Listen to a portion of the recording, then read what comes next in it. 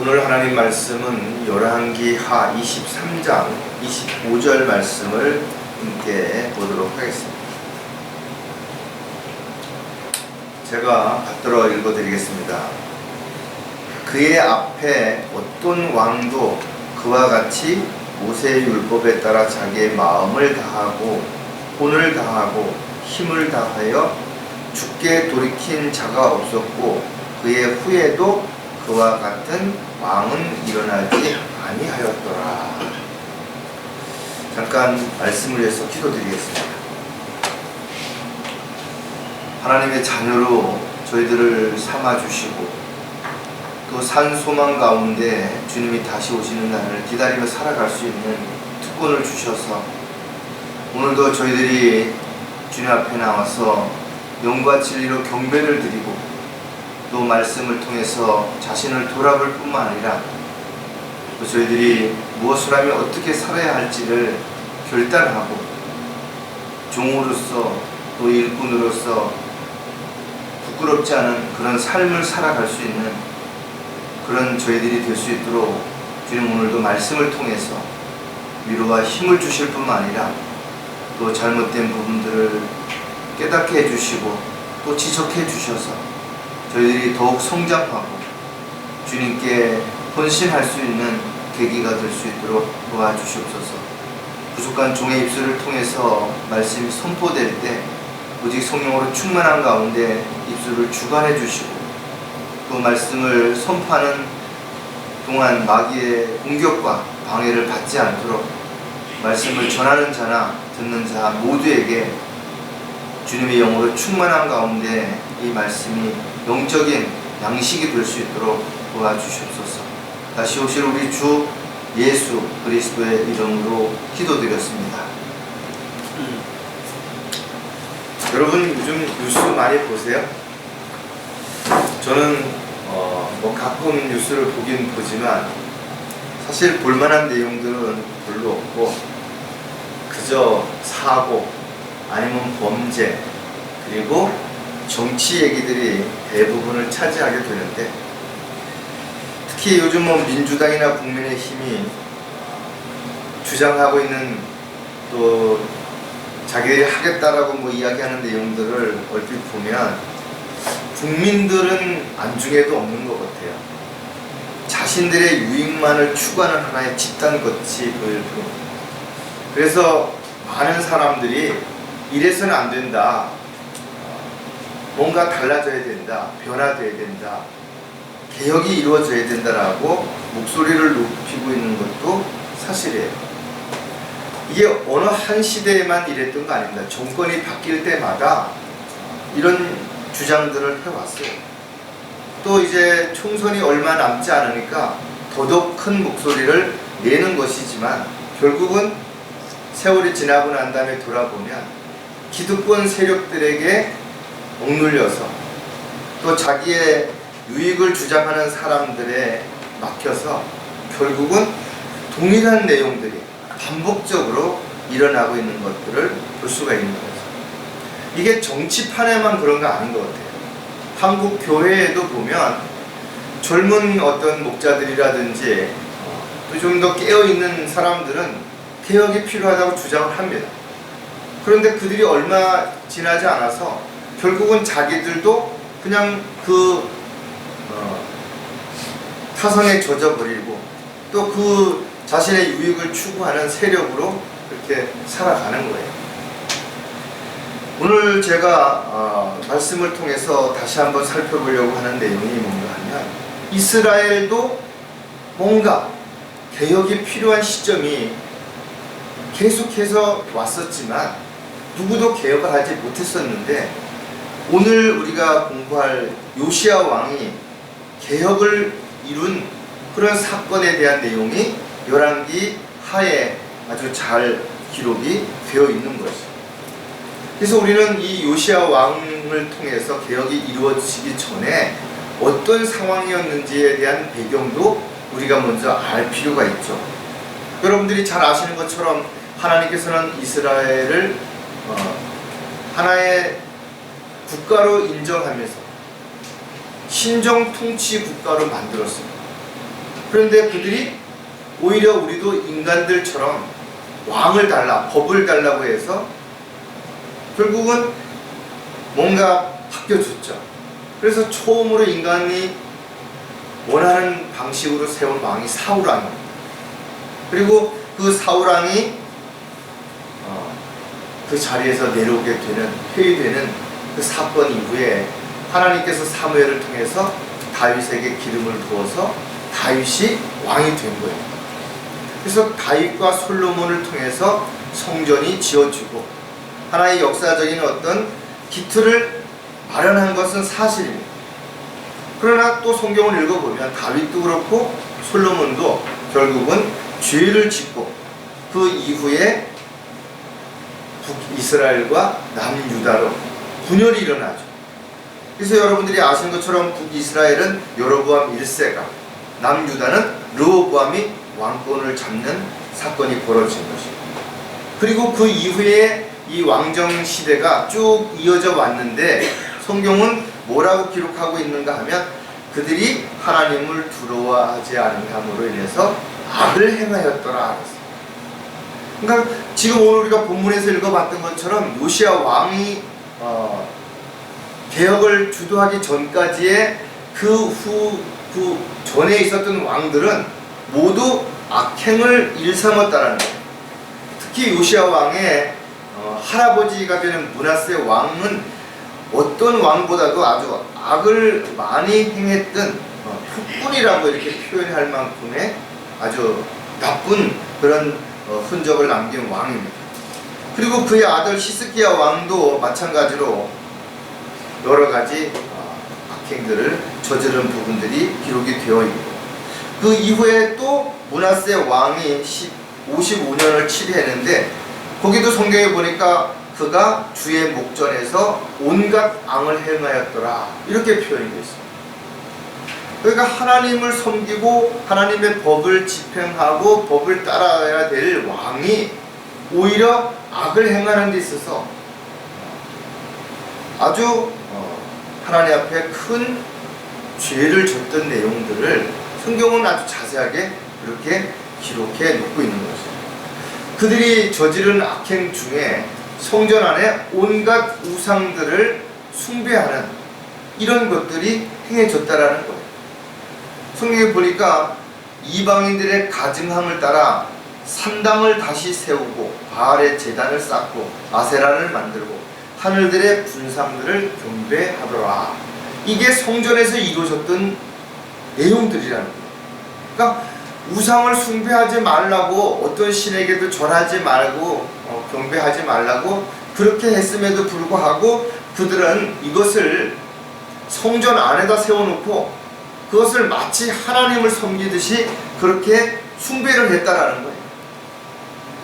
이스라엘 자손 앞에서 멸망당한 이방 민족인 아모리 족속들이 행했던 그 악보다도 더 큰 악을 행하였기 때문에 하나님께서는 선지자를 통해서 그들에게 재앙을 내리시겠다고 약속을 한 것이에요. 그리고 므낫세 왕이 죽자 그의 아들 아몬이 왕이 되었지만 그 역시도 결국은 악행을 하다가 신복들의 반역으로 인해서 처참하게 죽임을 당하는 그런 내용이 성경에 기록이 되어 있어요. 그리고 16번째 남유다의 왕으로 요시야 왕이 등극을 하는데 아주 어린 나이 8살의 왕이 된 것이에요. 그 8살의 왕이 된 이 요시야 왕이 개혁을 이루는 놀라운 하나님의 일꾼이 됐다는 거예요. 자, 오늘 설교 제목은 뭔가 하면 개혁을 주도한 요시야 왕의 특징을 살펴봅니다. 이 어린 나이에 왕이 된 요시야가 어떻게 개혁을 할 수 있었는지 그 특징을 성경에서 우리에게 가르쳐 주고 있다는 거예요. 한 가지 안타까운 일은 요시야 왕이 일찍 죽었다라는 거예요. 즉 38살에 죽게 됐는데 그것도 이집트와의 무기토 전쟁에서 파라오 노크라고 하는 자에게 전사해요. 안타까운 그런 일들이 있었어요. 그래서 요시야 왕에 대해서 성경을 유심히 관심을 갖고 읽어보지 않은 사람은 이런 왕이 있었는지조차도 잘 모를 수 있어요. 아주 짤막하게 기록이 되어 있기 때문에 그렇습니다. 므낫세 왕이 죽고 나서 요시야 왕이 분명 정권을 이어받았지만 하나님께서 약속하신 그 진노는 결국 사라지지 않은 것입니다. 그래서 하나님의 그 진노가 임할 때 어떻게 보면 요시야 왕을 일찍 데려가셔서 그 진노로부터 구해주신 것이라고도 우리가 생각할 수가 있습니다. 그래서 저와 여러분이 이 마지막 시대에 살고 있는데 어떻게 보면 이 시대에도 개혁이 필요하죠. 그 개혁에 우리가 지금 중심에 서 있는 거예요. 그렇다면 저와 여러분이 말로만 개혁이라고 주장할 것이 아니라 요시야 왕이 했던 것처럼 우리도 뭔가 변화를 줄 수 있으려면 분명한 특징들이 있어야 되는데 그런 것들이 무엇인지를 우리가 여기서 영적으로 교훈을 얻고 우리의 신앙생활 속에서도 이런 것들을 잘 드러냄으로 인해서 저와 여러분이 많은 사람들에게 선한 영향력을 끼칠 수 있고 특히 그들에게 복음을 증가하고 진리를 증가함으로 인해서 하나님의 사랑과 은혜를 발견할 수 있는 계기를 만들어주는 그런 마음의 결단, 헌신하는 그런 계기가 되셨으면 좋겠습니다. 자, 그럼 개혁을 주도한 요시야 왕이 가진 특징 가운데 첫 번째가 뭔가 하면 기준이 되는 것을 발견했다라는 거죠. 참으로 중요한 것은 아담 이후로부터 모든 인간의 고통과 모든 문제가 어디서부터 왔느냐, 죄로부터 왔다라는 거죠. 그래서 모든 문제의 핵심은 죄로부터 시작이 되는 거예요. 그 죄가 하나님의 말씀을 버리고 불순종함으로 인해서 결국은 자기 생각과 자기 입장, 자기 주관을 앞세우고 모든 선택에 있어서 하나님의 명령을 따르는 것이 아니라 자기 하고 싶은 대로, 자기 원하는 대로 살고자 했을 때 결과적으로는 하나님의 뜻과 계획에서 벗어날 뿐만 아니라 하나님을 대적하는 결과를 가져오게 되는 것입니다. 솔로몬 시대에 지은 성전은 그동안 돌보지 않아서 유실된 곳이 많았고 또 그것을 성전을 수리하려고 하더라도 거기에 들어갈 돈이 없었던 거예요. 왜? 다 우상을 숭배하는 엉뚱한 데 다 썼기 때문에 그렇다라는 거예요. 그래서 왕들이 했던 악행 가운데 가장 문제가 됐던 부분이 뭐냐면 성전에다가 온갖 우상들을 가득 세우는 것이에요.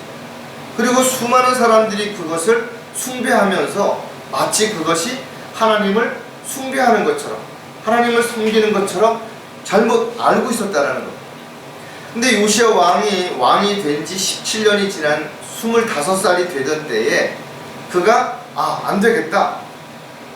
하나님이 계신 이 성전을 하나님이 임재하신 이곳이 이렇게 허물어진 채로 방치하면 안 되겠다 해서 수리를 해야 되겠다라는 마음을 먹고 수리를 하다가 한 가지 중요한 것을 발견했는데 바로 율법 책을 발견했다라는 거예요. 그리고 요시야 왕이 율법 책을 발견한 후에 놀라운 변화가 일어났는데 열왕기하 22장 8절에 보니까 대제사장 hilki야가 서기관 사판에게 말하기를 내가 주의 전에서 율법 책을 발견하였노라 하고 hilki야가 그 책을 사판에게 주니 그가 그것을 읽더라 그랬어요. 어떻게 보면 요시야 왕 시대에 일어난 사건 중에 가장 놀라운 사건이라고도 볼 수 있는 것이 바로 하나님의 법을 기록해 놓은 율법책을 그들이 다시 발견했다라는 것이죠. 어떻게 보면 어느 시대나 마찬가지죠. 무엇을 판단하고 결정하고 실행하는 데 있어서 뭔가 근거가 있어야 되는데 잣대가 있어야 되는데 그것이 없을 때 사람들마다 자기 옳은 대로 자기 하고 싶은 대로 그렇게 행하는 것입니다. 당시에도 마찬가지로 하나님의 말씀이 없었기 때문에 왕들마다 또 그 신하들마다 자기들의 주장을 따라서 하나님을 섬겼던 거예요. 그러다 보니까 어느 순간에 조금씩 변질돼서 성전 안에 우상들이 가득 찼는데도 전혀 이상하게 느낀 적이 없는 거예요. 당연하듯이 생각했고 또 그 안에서 온갖 우상을 섬기는 것이 당연히 하나님을 섬기는 것이라고 그들은 착각하고 있었다라는 거죠. 그런데 율법책을 발견한 후에 율법에 기록되어 있는 내용들을 읽어보니까 지금까지 그들이 했던 것들이 뭔가 문제가 있다는 것을 알게 된 것입니다. 아, 이런 것들은 이것이 하나님을 올바로 섬기는 것이 아니라는 것을 알게 되니까 하나의 기준이 서게 된 것입니다. 그럼 도대체 우리가 하나님을 어떻게 섬길 것이고 우리가 어떻게 하나님을 믿고 따라야 되는 것인가? 그 기준을 이제 율법의 기준을 두게 되니까 하나씩 잘못된 부분들이 보이기 시작한 것입니다. 그래서 요시야 왕이 개혁을 하는 데 있어서 가장 첫 번째 그가 보여줬던 것은 기준을 잡았다는 거예요. 저와 여러분도 마찬가지로 기준이 없으면 어떤 날은 감정이나 기분에 따라서 이것이 옳은 거 같고 저것이 옳은 거고, 이 사람 말을 들어보면 이 말이 옳은 거 같고 저 사람 말을 들어보면 저 말이 옳은 거고, 이래서 수많은 사람들이 어떻게 해요? 종교적인 열성만 가지고 종교 행위를 하게 되는 것이죠. 자, 그렇다면 기준이 되는 것을 발견하기 전까지는 어떤 일들이 있었는지를 우리가 한번 생각해 볼 필요가 있다 이거죠. 가장 먼저 허물어진 성전을 돌보지 않았다라는 것. 즉 다윗과 솔로몬을 통해서 지어진 이 성전이 다 무너져 내리는데도 사람들은 그것을 보수하거나 고치려고 하지 않았다라는 거예요. 성경을 보면 당시 요시야 왕이 거처하는 성전은 다윗 왕이 준비한 그런 성전이죠. 그래서 그 왕이 성전을 지을 때 아주 좋은 재료를 가지고 철저하게 7년 동안에 걸쳐서 정말 우리가 지금 생각해도 놀라울 정도, 상상을 초월하는 거대한 성전을 그렇게 만드는 것이.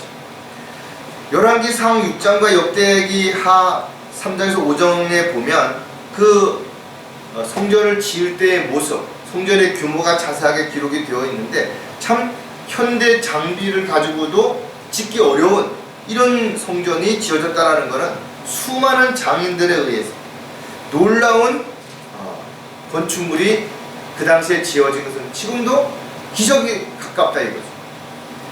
그러나 오랜 세월 동안 그들은 방치하는 가운데 성전이 부서지고 무너지고 유실된 것이 한두 개가 아닌 것이에요. 그리고 그 성전 안에 기도해야 되고 하나님이 임재해야 되는 그 고단에 온갖 구성들이 아주 가득 찼었다라는 거예요. 그래서 열왕기하 22장 6절에 보면 목수들과 건축자들과 석공들에게 주어 제목과 다듬은 돌을 사서 전을 수리하게 하였더라. 그러니까 이게 뭐 잠깐 고칠 정도가 아닌 것은 왕도 보수하려고 하지 않았을 뿐만 아니라 오히려 점점 더 우상을 그 안에다 가득 채우다 보니까 말 그대로 우상들이 성전을 모두 차지하고 있었는데, 이제 요시야 왕이 율법책을 발견한 이후에 그가 성전을 수리하면서 여러 가지 하는 것들을 다시 한번 생각하게 됐어요. 왜? 구약 시대의 성전은 이스라엘 백성들에게 아주 가장 큰 의미를 부여하고 있는 것입니다. 왜냐하면 성전에서 그들은 하나님께 경배를 드리고 또 성전에 하나님이 임재하고 있었기 때문에 모든 것들이 성전 안에서 성전 중심으로 이루어졌던 거예요. 그런데 율법이라는 근거가 없다 보니까 방치해두고 오히려 우상을 숭배하면서 하나님의 전을 더럽히면서도 그것을 그들이 인지하지 못했다라는 거죠. 그런데 요시야 왕은 이 성전을 다시 재건하는 가운데서 다시 한번 자신들을 돌아보는 계기가 된 겁니다. 저와 여러분도 육신적으로 우리 몸을 어떻게 돌봐야 되는 것인가? 우리 안에 성령이 계시다 했죠. 그럼 우리 몸이 성전이에요. 그럼 우리의 성전인 몸을 잘 관리하는 것도 하나님의 뜻 가운데 하나인 것이고 하나님의 일 가운데 하나인 것이죠. 왜? 우리 몸이 더러워지면 우리의 생각과 우리의 계획들이 온갖 쓰레기들로 가득 차게 된다면 이 시대에 성전 안에 우상들로 가득했던 거하고 뭐가 다르냐. 그래서 저와 여러분도 개혁을 하기 위해서는 내가 먼저 내 몸부터 내 마음부터 정결케 하는 것이 반드시 필요하다. 이런 것들을 우리가 여기서 배울 수 있게 됩니다. 자, 기준이 되는 것을 발견하기 전까지는 무슨 잘못을 하는지도 몰랐다라는 거죠. 요시야 왕은 태어나면서부터 무엇을 보고 무엇을 듣고 살았을 것 같아요. 성전 안에 우상이 가득한, 또 아버지, 할아버지들이 악행을 저지르는 모습, 그런 것들만 보고 살았겠죠. 그랬던 그가 왕이 되었고, 그래서 그는 자신이 뭘 잘못했는지, 자신이 뭘 어떻게 해야 되는지 실질적으로는 율법이 발견되기 전까지는 몰랐다라는 거예요. 그래서 그는 어려서부터 보고 배웠던 사람이 바로 어머니, 그리고 당시 제사장이었던 hilkiah의 영향을 상당히 많이 받았던 것이에요. 하지만 문제는 당시의 hilkiah 제사장이 율법이 없이 그의 생각과 그의 감정, 그의 느낌대로 경배를 주관했다라는 것을 우리가 볼 때 결국은 요시야 왕이 hilkiah를 통해서 배운 것은 아무것도 없는 것이에요. 열왕기하 22장 8절에 보면 대제사장 hilkiah가 서기관 사판에게 말하기를 내가 주의 전에서 율법책을 발견하였노라 하고 hilkiah가 그 책을 사판에게 주니 그가 그것을 읽더라 그랬어요. 어떻게 보면 책임을 져야 되고 또 이끌어가야 할 중심에 있는 인물이 자신이 뭘 하는지, 뭘 잘못하는지도 전혀 모르는 상태에서 그 어떤 모임이라든지 어떤 일을 주관해 갔다라는 거예요. 중세 시대에도 마찬가지로 교회가 타락한 가장 큰 이유는 성직자가 성경을 독점해버린 거예요. 사람들에게 성경을 읽지 못하도록 만드는 겁니다. 종교개혁이 일어나기 전까지 카톨릭 또한 어떻게 했어요? 신부들이 라틴어로 설교를 했다라는 거죠. 아무것도 못 알아듣는 이야기를 한 거예요. 그리고 사람들에게 성경을 잘못 읽고 잘못 해석하면 큰일 난다고 오히려 성경을 읽지 못하도록 만드는 결과를 가져왔기 때문에 사람들은 성경을 알지 못해요. 기준이 없었기 때문에 사람들에 의해서 무엇을 결정하고 따르는 이런 일들이 반복됐던 것들을 우리가 볼 수가 있는 것입니다. 마찬가지로 저와 여러분도 바른 성경을 갖지 못했을 때는 무엇이 잘못됐는지 몰랐다 이거죠. 분별이 잘 안 되는 것이죠. 삭제되고 변개된 그런 가운데서 우리는 마귀에게 속았던, 그래서 종교 놀이를 했던 그런 시대가 분명히 있었기 때문에 우리 역시도 마찬가지로 뭘 모르면 아무리 열심을 낸다 하더라도, 아무리 최선을 다한다 하더라도 그것은 하나님과는 무관한 결과를 가져오는 것입니다. 오늘날 많은 사람들이 열심을 내죠. 열심히 뭔가 합니다. 그런데 그것이 하나님께서 시킨 일이 아니라면, 하나님께서 원하시지 않는 일이라면 결국은 자기 의를 드러내는, 자기 열정을 앞세우는 결과만 가져올 수밖에 없기 때문에 그렇다라는 거예요. 따라서 저와 여러분이 종교 개혁을 했던 루터처럼 지금도 뭔가를 개혁하고자 한다면 가장 중요한 부분은 무엇이 잘못됐고 무엇이 옳은지를 분명하게 알 수 있는 근거가 있어야 되고, 그 근거를 제시함으로 인해서 사람들이 뭘 잘못하고 있는지 그것을 바로 잡을 수 있는 그런 성경적인 지식과 능력을 반드시 갖추어야 한다. 자, 기준이 되는 것을 발견하기 전까지 하나를 우리가 더 보면 헛된 믿음을 가지고 살았다라는 거예요. 요시야 왕이 개혁의 중심에 설 수 있었던 것은 그가 하나님의 말씀인 율법을 발견한 이후에 뭘 잘못됐는지, 또 기준을 무엇으로 해야 되는지를 분명하게 알았기 때문이라는 거죠. 자신이 보고 또 알고 있었던 모든 것들을 현실적으로 성경에 비추어 봤을 때 이것이 잘못됐다라는 것을 요시야는 알았던 것입니다. 하나님을 사랑하고 하나님을 위해서 헌신하고 또 하나님의 뜻대로 살아야 된다라고 나름대로 어렸을 때 보고 배운 것들을 실행하면서 살았던 내용들이 율법을 보니까 하나님을 대적하고 하나님을 거역하고 하나님 앞에 죄를 짓는 일이었다라는 것을 알았고, 결과적으로는 자신이 지금까지 믿었던 것들이 헛된 믿음이었다라는 것을 알았다라는 거죠. 이것이 중요한 거예요. 오늘날 많은 사람들이 교회를 다니고 있지만 자신의 믿음이 헛되다는 걸 모르고 열심히 뭔가를 하고 있는 거예요. 나름대로 최선을 다합니다. 열정을 가지고 자신의 물질도 아낌없이 헌금을 내면서 그렇게 하지만 이런 것들이 성경과 다르다면 결과적으로는 헛된 믿음이 되기 때문에 그런 것입니다. 열왕기하 22장 11절을 보니까 왕이 율법책의 말씀들을 듣자 그의 옷을 찢었다. 얼마나 화가 났냐. 어떻게 보면 그는 옷을 찢었지만 자신의 마음을 찢은 것입니다. 말씀을 통해 요시야 왕은 비로소 하나님의 뜻과 계획이 무엇인지, 하나님께서 무엇을 원하시는지, 또 우리에게 무엇을 명령했는지 그것을 알게 됐다라는 거예요. 그래서 자신이 지금까지 해왔던 것이 전혀 율법과는 달랐다라는 것을 그는 알았을 때 화가 난 것입니다. 그렇게 속았다라는 것에 대해서 너무나 화가 난 것입니다. 어떻게 보면 자신의 삶이 얼마나 빗나간 삶이었는지를 알게 되었을 때 비로소 그가 내가 지금까지 헛된 믿음을 가지고 왔구나라는 걸 절실히 느끼게 되죠.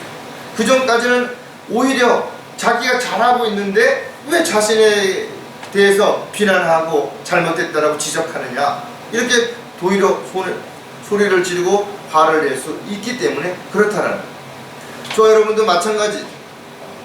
바른 성경이 없을 때 우리가 나름대로 했던 많은 행위들이 있죠. 누구보다도 열심히, 누구보다도 간절하게. 그러나 그런 것들이 성경적이지 않았다라는 걸 알았을 때 너무 화가 났다. 지금도 바른 성경도 없이 거듭나지도 않은 상태에서 교회만 열심히 다니는 교인들이 많이 있다. 그러니까 그들에게 바른 성경을 가지고, 바른 진리를 가지고 복음을 전하고 진리를 증거하면 오히려 화를 내고 비난하고 손가락질하고 이런. 왜? 그들은 자기가 지금까지도 그렇게 하는 것이 옳다고 생각하는 거예요. 또 자기 주변에 있는 많은 사람들이 동일하게 자기처럼 하고 있다는 겁니다. 그래서 그들이 다른 성경을 통해서 영적인 귀가 열리고 눈이 떠져서 그것을 분별하기 전까지는 결국은 자기가 하는 것이 어떤 건지 모르니까 끝까지 그 일을 하다가 결과적으로는 주님 앞에 서는 날, 또 주님 앞에 서지도 못하게 되는 안타까운 사람들도 너무나 많은 것이기 때문에 우리가 이 마지막 때에 바른 성경이 우리 손에 주어졌다면 우리는 이것을 근거로 해서 사람들에게 무엇이 잘못됐는지, 왜 그들의 믿음이 헛된 믿음인지를 정확하게 가르쳐주고 바로 잡을 수 있는 그런 부분들에 있어서 개혁을 하는데 핵심 인물이 될 수 있다는 겁니다. 자, 두 번째 개혁을 주도한 요시야 왕의 특징은 무엇인가 하면 원인들을 완전히 제거했다는 겁니다.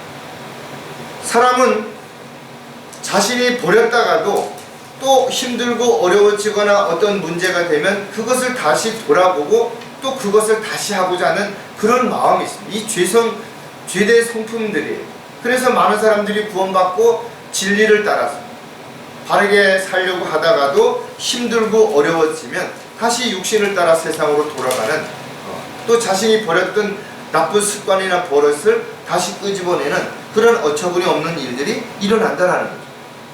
당시에 그들과 조상들은 온갖 형상들과 하늘의 군상들을 믿고 섬겼다라고 성경에 기록이 되어 있는 거지. 어떻게 보면 우상은 하나님이 아닌 다른 무엇인가를 마치 하나님인 것처럼 믿고 의지하고 섬기고 따르는 이런 것들을 모두 우상이라고 하는데, 이런 것들이 성전 안에 아주 가득했었다라는 거예요. 어떻게 보면 그들은 그것을 섬기면서 그것이 하나님이 원하시는, 하나님이 기뻐하시는 일인지를 알았기 때문에 이것을 남겨둔 상태에서는 개혁이 이루어질 수 없었던 것이죠. 그래서 그는 자신의 조상들이 얼마나 철저하게 죄를 지고 그것을 속고 있었는지를 알았을 때 가장 먼저 그가 하고자 했던 일은 바로 그 원인이 되는 우상들을 제거하고자 하는 그런 마음을 가지고 그 일을 단호하게 결정했던 것이죠. 하지만 그가 그런 마음을 가지고 성전 안에 있는 우상들을 다 제거하려고 했을 때 수많은 반대 세력이 있었다는 거죠. 어려움이 말도 못했을 거 아니에요. 왜냐하면 지금까지 조상 대대로 그렇게 해왔던, 왕이 그렇게 해왔던 걸 하루아침에 잘못됐다라고 이야기했을 때 쉽게 그걸 받아들일 수 있는 사람이 얼마나 됐었겠냐 이거죠. 그러나 그는 하나님의 말씀을 근거해서 강력하게 정면으로 맞섰고, 결과 어느 정도의 시간이 지난 다음에 우상을 모두 타파할 수 있는 그런 쾌거를 가질 수 있었던 거죠. 어떻게 보면 개혁, 많은 사람들이 주장하지만 개혁을 아무나 할 수 있는 것은 아닌 것입니다. 오직 하나님을 두려워하고 또 하나님을 사랑하고 하나님만을 바라볼 수 있는 요시야 왕 같은 그런 마음을 갖지 않고서는 누구든지 결과적으로 힘들고 어려워지면 슬그머니 그런 것들을 내려놓고 자신의 기득권을 찾고자 하는 그런 대열에 합류하게 되는 이런 일들이 우리는 지금까지 수도 없이 많이 보았고, 이것들은 또 앞으로도 반복될 것을 분명히 우리가 알고 있다. 그래서 오늘날도 마찬가지로 젊은 목자들이라든지 뭔가 좀 새로운 데 눈을 뜬 그런 사람들이 교단에서 소리를 내게 되면 처음에는 시끄럽지만 그러나 얼마 지나지 않아서 숙으로 들어가고 더 이상 버티지 못하고 거기서 주저앉거나 쫓겨나거나 이래서 결과적으로는 개혁은 또다시 문제가 반복되는 이런 일들이 일어났던 거죠. 우리가 오늘날 이와 같은 개혁의 중심에 서 있다면 우리 역시 마찬가지로 잘못된 부분을 알았다면 반드시 그것을 제거하지 않고 남겨둔 상태에서는 언젠가는 또다시 돌아갈 수 있다는 것을 반드시 우리가 생각하고 완전히 이것을 제거해야 됩니다. 요즘 TV에 보니까 다른 데서 들어온 검은 말벌 그런 것들이 우리나라에 와서 생태계를 파괴한다고 하잖아요. 그래서 그런 것을 제거하러 다니는 사람들이 제일 먼저 하는 일이 뭐예요? 집을 완전히 제거해버려요.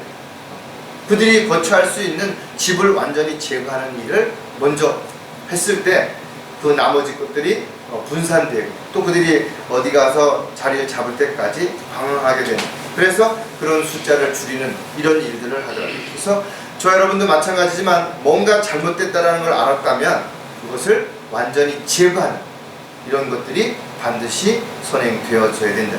자, 원인들을 완전히 제거하게 된 이유를 또 우리가 몇 가지를 생각해 보면 그 중에 가장 먼저 성전을 정결케 하기 위해서 우상을 안에다 두고는 아무리 성전을 뜯어 고치고 색칠을 한다고 해서 바뀌어질 수가 없는 거예요. 그래서 완전히 보수하는과 동시에 가장 먼저 했던 일들이 바로 성결케 하기 위해서, 성전을 정결하게 하기 위해서는 그 안에 있던 모든 이방신들이 섬겼던 것들을 제거하는 이 일들을 과감하게 했다는 거예요. 그래서 말씀을 통하여 하나님의 성전에 있었던 온갖 형상들이 모두 다 우상이라는 사실을 선포하고 그 우상을 철저하게 제거하는 그런 일들을 성경에서 요시야 왕이 어떻게 했는지를 우리가 알 수 있는 거죠. 열왕기하 23장 4절에 보니까 그러자 왕이 대제사장 hil기야와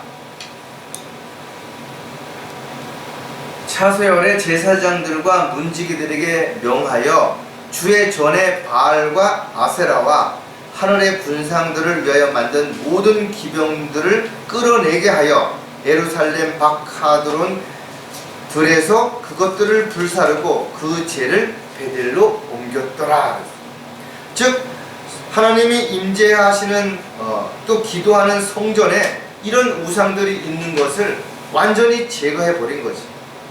왜냐하면 모든 백성들이 1년에 3번씩 이곳에 와서 절기를 지키면서 하나님의 명령을 지키는 중심이 되었던 성전을 정결케 하는 것이야말로 가장 필요한 개혁의 하나이기 때문에 그렇게 했던 것이죠. 더 나아가서 우상들을 제거하고 그 다음에 우상을 섬기면서 그들을 이끌었던 제사장들, 즉 그런 이방인들의 우상을 숭배하는 데 있어서 앞장을 섰던 제사장들도 모두 죽이는 그런 일들을 서슴없이 행함으로 인해서 개혁의 또 다른 하나의 특징을 보여주고 있는 것을 볼 수가 있습니다. 저 여러분도 마찬가지지만 우리가 가지고 있는 어떤 습관이나 버릇들이 다른 사람도 그렇게 하는데 나만 그러냐 이렇게 해서 그것을 옹호하기 시작하면 또다시 우리가 옛 모습으로 돌아갈 수 있고 옛 성품으로 돌아갈 수 있고 옛 그런 나쁜 모습 가운데 있었던 것들을 다시 행할 수 있기 때문에 철저하게 우리의 육신의 몸과 영적인 몸을 성결케 하기 위해서는 이런 것들이 우리 안에 어디 발디딜 수 없도록 철저하게 제거를 하는 것이 반드시 필요하다. 원인들을 완전히 제거한 또 다른 이유가 무엇인가 하면 죄의 온상을 파괴하기 위해서라는 거예요. 여러분들은 어려서 이런 것을 본 우리 60대 뭐 이런 분들은 알겠지만 유신 정권 아래 했던 일 가운데 지금도 우리가 인정해야 될 부분은 뭐냐 하면 새마을 운동을 한 거예요. 그래서 마을길을 넓혀서 큰 차들이 들어오게 만들었고, 그 다음에 지붕을 개량하고, 그 다음에 뭐 여러 가지 일들 가운데 특히 잘한 일 가운데는 마을 어귀에 있는 성황당을 없애고 무속인들을 다 잡아들이는 이런 것들이 그 당시에 이루어진 거죠. 근데 오늘날 뉴스를 보세요. 얼마나 이런 것들이 판을 치고 있는지. 또다시 옛 모습 그대로 돌아가고 있다는 거예요.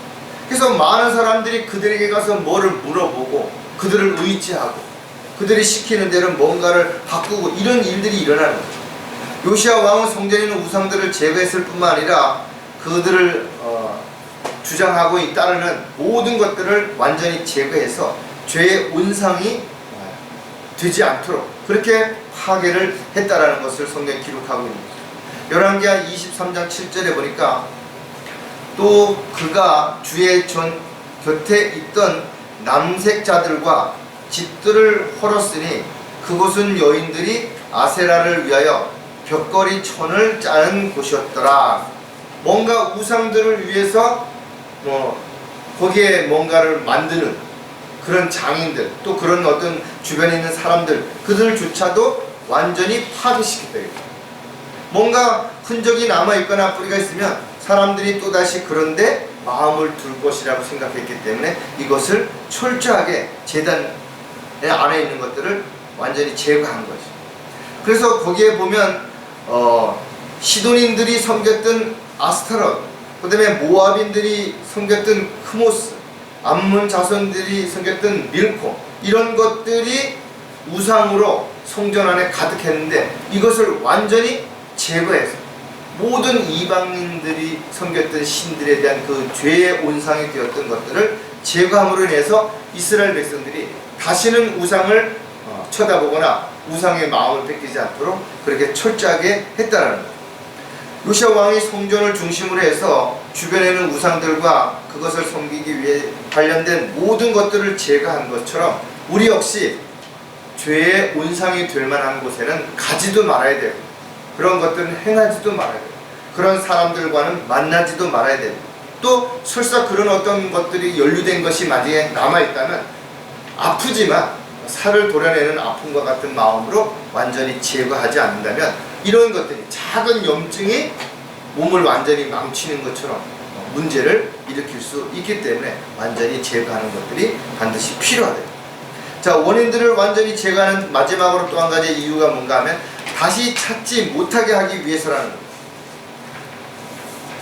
그리스도인들은 사람들이 자신에게 익숙하다라는 이유로 다시 되돌아가는 또는 전통이라는 이유로 그냥 묵인하는 이런 일들이 일어나서는 안 되는 거지. 사람들은 자신이 뭔가 좀 문제를 일으키고 잘못을 저질렀음에도 즉시 자백하고 돌이키기보다는 이런저런 핑계와 변명을 앞세워서 나만 그러냐, 다른 사람들도 다 그런데 너도 내 입장이 돼봐라, 나처럼 이런 어려운 상황이 되면 어쩔 수 없었을 거다, 이렇게 이야기한다는 거죠. 그러나 성경은 어떻게 기록하고 있는가 하면 내가 거룩하니 너희도 거룩하라는 거예요. 성경은 우리에게 옳고 그른 것을 분명하게 제시해주고 있고 해야 될 일과 하지 말아야 할 일들을 우리에게 분명하게 제시해주고 있다면 우리는 단지 그것을 알았을 때 믿고 따르고 행하는 것이에요. 거기에 어떠한 이유를 대는 것들은 모두 다 악한 것이고 그것은 결국은 죄를 짓는 일이라고 성경은 기록하고 있습니다. 그럼 왜 그리스도인들이 이와 같은 일들이 행해지는 것인가? 그건 마귀에게 속기 때문에 그렇습니다. 세상 유혹에 넘어갔기 때문에 그런 것입니다. 그래서 요시야 왕은 주의 목전에서 옳은 것을 행하여 그의 조상 다윗의 모든 길로 행하여 오른편이나 왼편으로 돌이키지 아니하였던 왕으로 종교 개혁을 했던 누틴처럼 하나의 그 시대의 완전히 개혁의 중심 인물이 되었던 것입니다. 모델이 된 것이다. 저 여러분도 이 마지막 시대에 그와 같은 모습이 되어야 됩니다. 하나님이 세우신 다윗처럼 그렇게 했다는 거죠. 그 이후에 왕들은 모두 악하게 우상을 숭배하고 하나님의 뜻과 계획에서 멀어졌음에도 불구하고 요시야 왕은 그것을 완전히 돌이켰다는 거예요. 열왕기하 23장 25절에도 보면 그의 앞에 어떤 왕도 그와 같이 모세의 율법에 따라 자기의 마음을 다하고 혼을 다하고 힘을 다하여 주께 돌이킨 자가 없었고 그의 후에도 그와 같은 왕은 일어나지 아니하였고, 요시야 왕 이후에 또 다른 왕들이 어떻게 했어요? 똑같이 또 그렇게 타락하고 또 하나님의 뜻과 계획에서 벗어나서도 전혀 죄책감을 느끼지 못하고 그렇게 살았다는 거예요. 요시야 왕이 개혁을 할 수 있었던 것은 하나님의 말씀의 중심에 그가 모든 것들을 믿고 따랐기 때문에 가능했다는 거예요. 잘못된 부분을 알았을 때는 철저히 제거하고 옳은 일이라면 어떤 문제나 어려움이 있어도 그가 멈추지 않고 그것을 지켜 행함으로 하나님의 뜻과 계획을 이룰 수 있었던 것처럼 저와 여러분도 오늘날 마찬가지로 이와 같이 개혁의 중심에 서서 우리가 어떤 것들을 한다면 원인을 완전히 제거하고 우리가 다시 돌아갈 수 없도록 하나님의 말씀을 통해서 완전한 체계를 바르게 잡아줘서 우리가 성경에 기록된 문자 그대로 모든 것들이 이루어진다는 하나님의 약속에 대한 확신을 가지고 살아갈 때 그것이 가능할 수 있다는 것도 우리가 분명히 다시 한번 교훈을 얻어야 될 것입니다. 자, 마지막으로 개혁을 주도한 요시야 왕이 가지고 있는 특징이 뭔가 하면 하나님의 명령을 따랐다는 거죠. 어떤 다른 사람의 명령, 어떤 제도, 어떤 조직의 명령이 아니라 오직 하나님의 명령에 따라서 기록된 율법에 기록된 대로 그렇게 실행했다는 거예요. 그 가운데 하나가 뭔가 하면 유월절을 바로 지켰다는 거예요.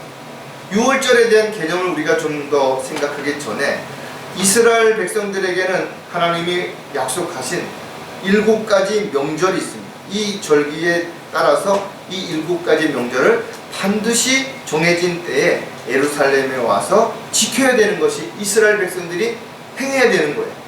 그래서 신약 성경에도 보면 예수님께서는 그건 주의 명절이라고 이렇게 표현한 게 아니라 유대인의 명절이라고 이렇게 표현해서 그들이 했던 모든 것들은 신약 성경에 기록되어 있는 성도들에게 주어진 것이 아니라 율법을 지켰던 이스라엘 백성들에게 명령으로 주어졌던 것들을 우리가 알 수가 있습니다.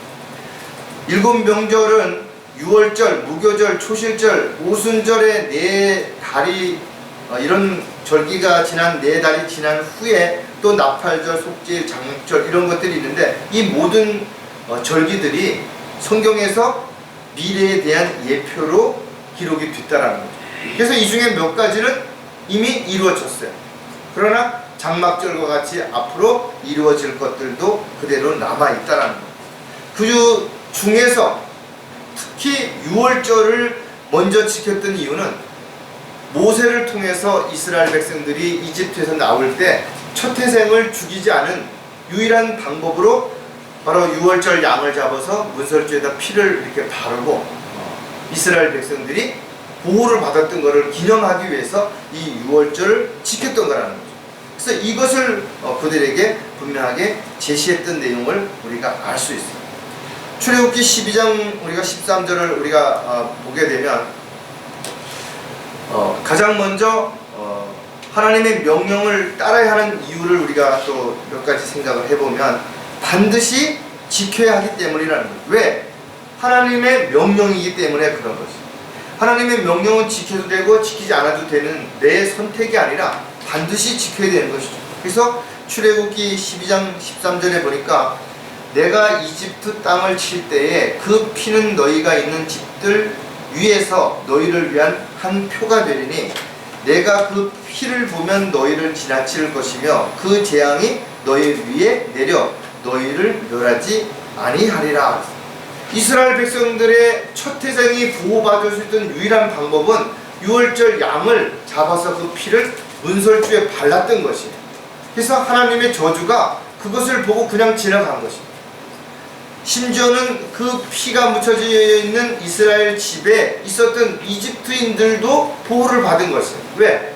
이집트인들 가운데 일부는 그 얘기를 들은 순간에 자기들의 아들의 첫 태생이 죽을 것을 두려워해서 유대인들에게 와서, 이스라엘 백성들에게 와서 우리도 그 집 안에 들어가게 해달라고 얘기를 했고, 그렇게 해서 들어갔던 사람들의 일부분은 도움을 받아서 그들은 절대로 죽지 않았던 거라.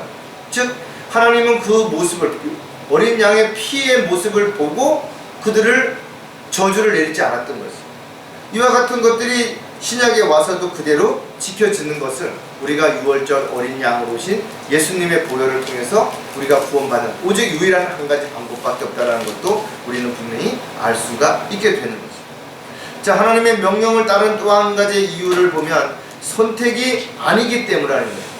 즉 성경에 기록되어 있는 하나님의 명령을 지키는 것은 우리가 선택으로 해도 되고 안 해도 되는 게 아니라는 거예요. 반드시 지켜 행해야 되는 것이죠. 이스라엘 백성들에게 주어진 이 명령 역시 그들이 스스로 선택할 수 있는 권한이 아니라 오직 명령을 받았으면 그것을 지켜야 되는 거예요. 민수기에 보면 이스라엘 자손으로 그의 정하신 시기에 유월절을 지키게 하라. 이스라엘 백성들은 그러한 사실을 자신은 물론 자기 자식들에게도 가르치고 그들이 그 명령에 따라 명절을 지키도록 그렇게 하라고 분명히 성경에 기록을 해놨다는 거예요. 그래서 어느 날 먼 후에 자식들이 그 유월절 어린 양에 대한 이 예식을 왜 지키느냐라고 물었을 때 그 자식들에게 설명을 하라는 거죠. 우리가 이집트에서 초태생이 다 죽을 수밖에 없는 그런 상황에 있을 때 문설주에다가 어린 양을 잡아서 피를 발랐을 때 그 저주가 우리에게 임하지 않았고 그것을 지켜 행하라고 한 것이라 이렇게 설명을 하고 자손들에게도 그것을 지키도록 그렇게 가르치라는 것을 이야기하라고 그렇게 명령을 성경에 기록해 놓고 있다라는 거예요. 출애굽기 12장 14절에 보면 이 날이 너희에게 기념이 될지니 너희는 그것을 너희 대대에 걸쳐 주께 명절로 지킬 것이며 너희는 그것을 영원히 율례로 삼아 명절로 지킬지니라. 이것이 율법책에 기록이 되어 있는 거죠. 그렇게 해놨음에도 불구하고 실질적으로 이스라엘 백성들은 율법책이 없을 때 이것을 행하지 않았던 것이죠. 하나님의 명령을 지키지 않았더라는 거죠. 어떻게 보면 하나님의 뜻 가운데서 이루어지는 모든 것들은 다 질서 가운데 이루어지는 거죠.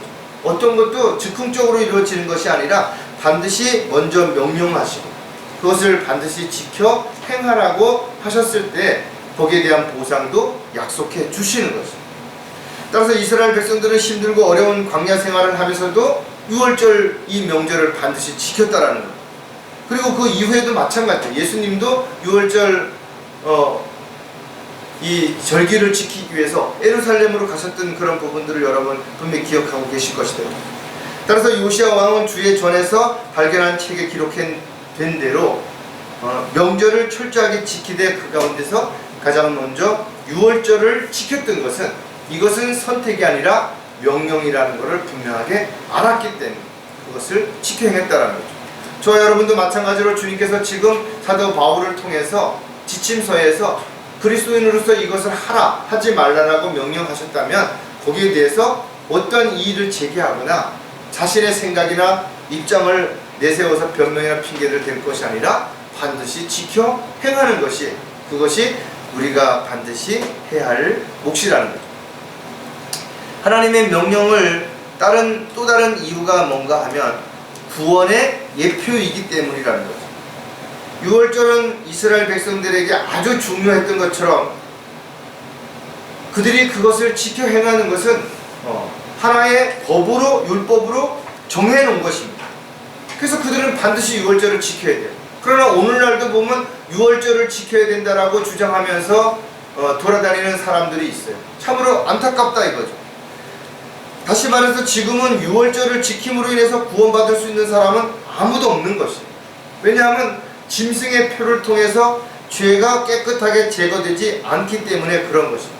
그래서 지금 우리가 구원받으려면 유월절 어린 양이 아니라 바로 우리를 대신해서, 우리의 죄값을 대신해서 십자가를 지신 어린 양이 되신 예수 그리스도의 피로만이 정결케 될 수 있고, 우리가 죄를 용서받을 수 있고 구원을 받을 수 있다는 사실을 반드시 기억을 해야 되는 것이죠. 그래서 요한복음 1장 29절에 보면 그 다음날 요한이 예수께서 자기에게 오시는 것을 보고 말하기를, 보라, 세상 죄를 제거하는 하나님의 어린 양이라 이랬어요. 예수님께서 죄인들을 구원하시기 위해서 이 땅에 오셨고, 예수님은 죄인들을 구원하기 위해서 십자가에서 피 흘려 죽으셨다가 부활하신 것입니다. 따라서 피 흘림이 없이는 죄사함이 없고, 예수 그리스도의 보혈이 아니고는 그 어떤 죄도 제거할 수 없기 때문에 반드시 예수 그리스도께서 나의 죄를 대신해서 십자가에 피 흘려 죽으셨다가 부활하심으로 인해서 그 피가 나의 모든 죄를 용서해 주셨다는 것을 믿는 사람에게만 구원받을 수 있다는 것을 우리에게 분명하게 가르쳐 주는 것입니다. 따라서 유월절 어린 양이 아니라 바로 하나님의 어린 양이신 예수 그리스도를 예표하는 이 유월절을 요시야 왕이 반드시 지켜야 된다라고 선포하고 그것을 지켰던 것처럼, 오늘날 저와 여러분도 이와 같은 사실을 절대로 잃어버리면 안 됩니다. 즉 다시 말해서 이스라엘 백성들이 하나님께서 자신들에게 했던 것들을 잊지 않고 유월절을 지켰던 것처럼 우리 역시 구원받은 날을 반드시 기억하고 언제 어디서든지 간에 그 구원에 대한 기쁨과 감사가 넘치는 복된 삶을 살아갈 때 주님의 명령을 지켜 행할 수 있는 이 마지막 때의 개혁의 중심에서 주님의 도구로 일꾼으로 쓰임받을 수 있는 저와 여러분이 되시기를 주님의 이름으로 부탁을 드리겠습니다. 기도하겠습니다. 하나님 아버지, 참으로 감사를 드립니다. 이스라엘 백성들이 죄를 짓고 자신들이 죄를 짓는지조차도 모른 채 조상들을 따라서 또 성전 안에서 온갖 우상을 숭배했던 것처럼 오늘날도 안타깝게도 많은 사람들이 교회를 다니고 있지만 바른 성경을 근거로 해서 신앙생활을 하는 것이 아니라 인간의 의를 앞세운 종교 생활을 하는 가운데 헛된 믿음을 가지고 바른 근거도 없이 열정만 가지고 살아가는 안타까운 현실 가운데서 저희들이 하나님의 말씀을 가지고 요시야 왕이 했던 것처럼 개혁을 이룰 수 있는 개혁의 중심이 될 수 있도록 저희들이 오늘 배운 말씀을 근거로 해서 또 어떤 상황에서든지 다시 돌이킬 수 없도록 죄의 온상이 되는 그 원인들을 반드시 제거하고, 세상이 아니라 어떤 특정한 사람이 아니라 하나님의 말씀에 따라 순종하며 그 명령에 따라 헌신하는 그런 삶을 살다가 주님 만날 수 있도록 도와주시옵소서.